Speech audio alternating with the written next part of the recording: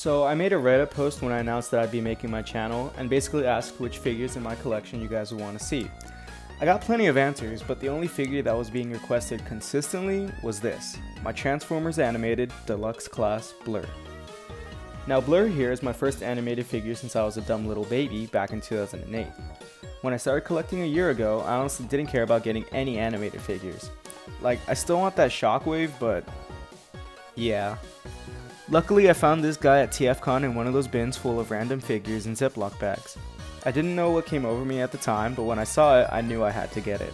He was only 15 bucks too, so I'd be dumb not to buy him, right? Now Blurr looks freaking awesome. He's of course blue all over with little hints of black and navy blue.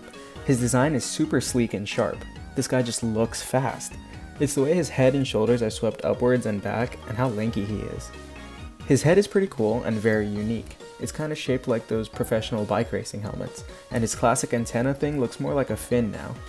It's made out of the same bendy rubber as his shoulders, so luckily it won't easily break off. His face is a stark white with light blue eyes and a blue patch on his chin. He also kind of looks like he's wearing eyeliner.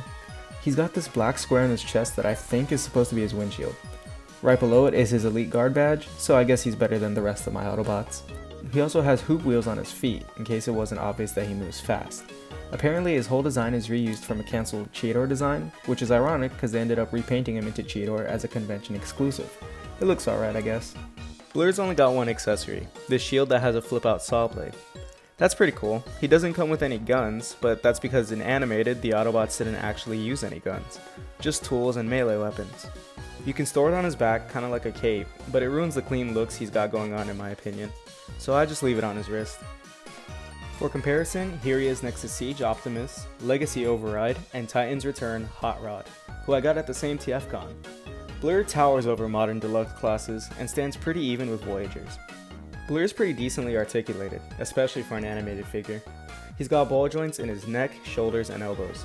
Nothing at the wrist, he's got a waist swivel, ball joints at the hips, knees that bend a perfect 90 degrees, and technically a swivel at the ankle.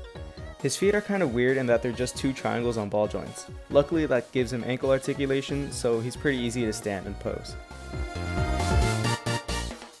So robot mode's pretty great. He's just a great looking figure with awesome articulation.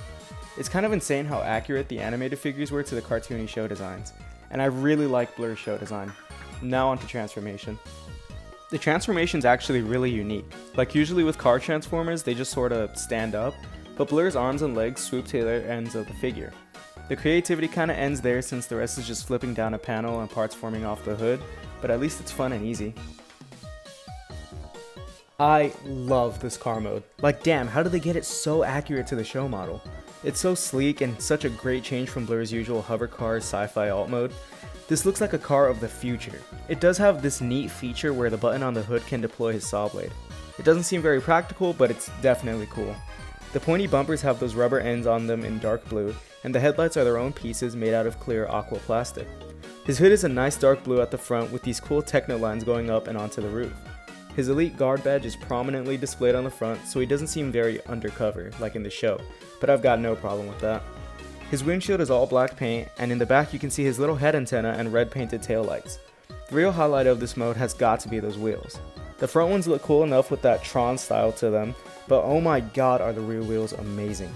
They managed to pull off the hoop wheel design from the show, where then they easily could have just repeated the front wheels design. But Hasbro and Takara really went above and beyond with this figure.